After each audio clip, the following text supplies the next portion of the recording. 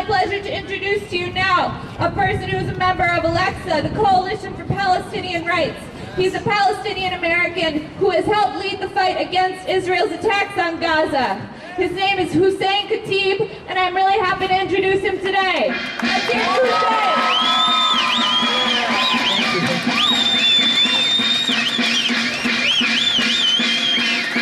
Brothers and sisters, friends, freedom and justice lovers, may peace be upon all of you.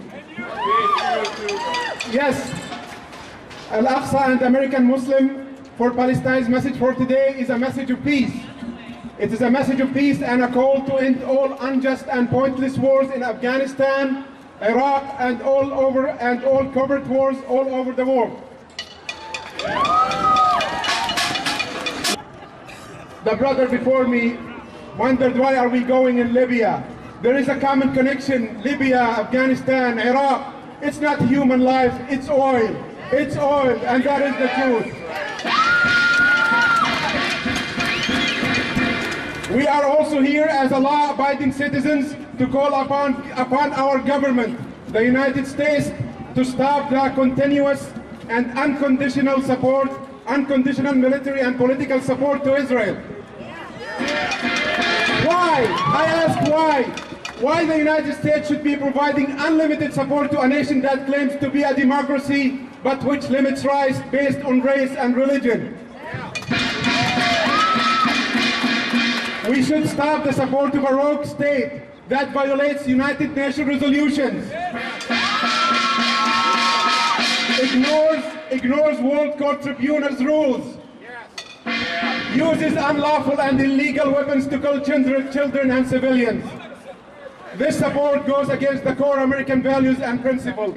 We demand full equality for Arab Palestinian citizens of Israel.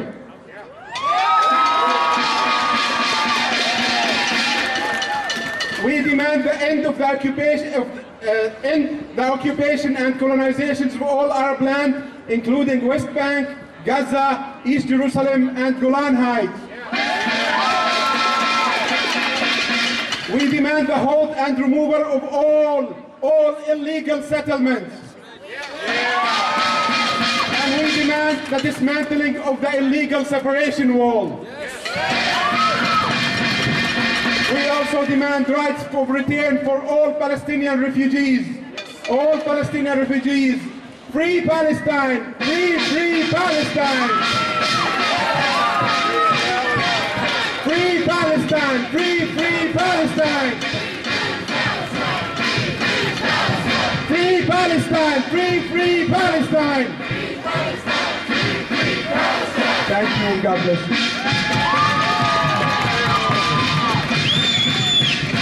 Let's hear it one more time for Hussain. We've got the founding member of Vets for Peace here today. He's a longtime labor and anti-war activist. Please join me in welcoming Whitman.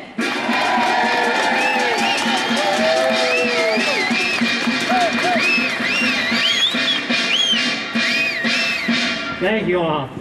I want to thank all for coming out to the rally commemorating the invasion of Iraq.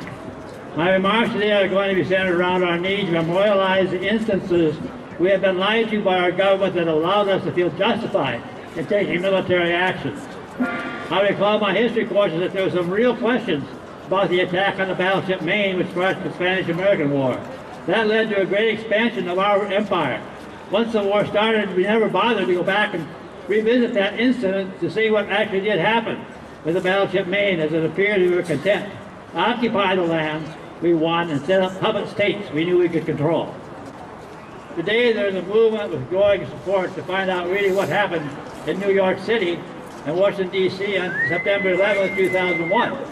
This effort, in spite of a massive effort to thwart it, is gaining ground, and brave people are demanding to know who may have abetted those terrible crimes and what really did happen that day. There's one thing we do know. We were lied to and deceived on March 19, 2003.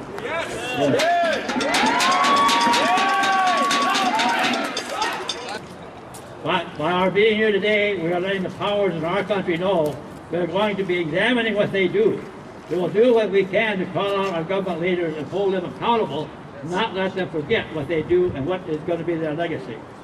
We are challenged today by the events in Northern Africa and the areas of the Middle East. We are tempted today to identify with the yearning of the people of the affected areas for more freedom, better life, and their opposition to the oppressive governments under which they live by unilateral use of our military forces. We must take care to avoid thinking we can solve the problem with our massive military might. We are challenged in our own culture by the assault on the basic hard-won right to join with other workers and create a union to have a say about the place we work and promote workers' interests. Thank you very much.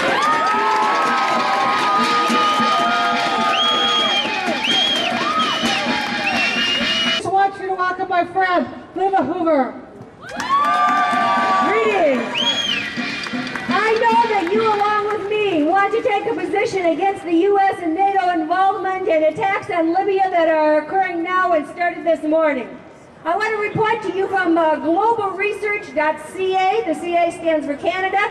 It's a good website to go to learn some up-to-date information on what the U.S. and their allies have been doing in preparation and for occupying Libya.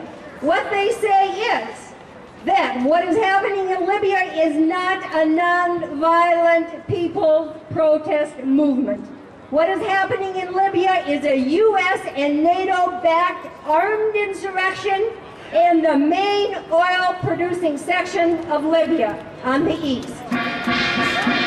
Operation Libya is part of the broader military agenda in the Middle East and Central Asia, which aims to gain control and corporate ownership of more than 60% of the world's oil and natural gas and the related pipelines. Yes, and Obama's supporting it for sure. Obama. An invasion of Libya under humanitarian pretense would serve the same corporate interests as the 2003 invasion and occupation of Iraq. The underlying objective is to take possession of Libya's oil reserves, destabilize the National Oil Corporation, and eventually privatize the company's oil, moving control and ownership of Libya's oil into foreign hands. Oil is the trophy of the U.S. NATO-led war.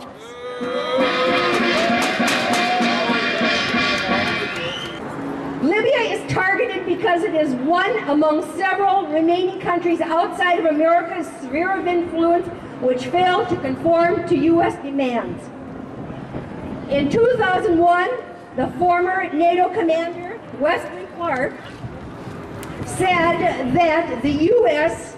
was on target for attacking Iraq and that it planned to attack 7 countries, beginning with Iraq, then Syria, Lebanon, Libya, Iran, Somalia, and the Sudan.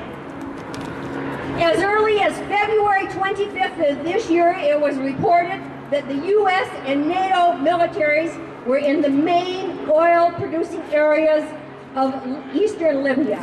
They didn't just enter there today, they have been there. So let us remember, what is happening in Libya is a U.S. and NATO-backed armed insurrection by the forces supporting the United States and some of the European powers. Please join me in sending a message to the U.S. ruling class. No blood for oil! U.S. off Libyan soil! No blood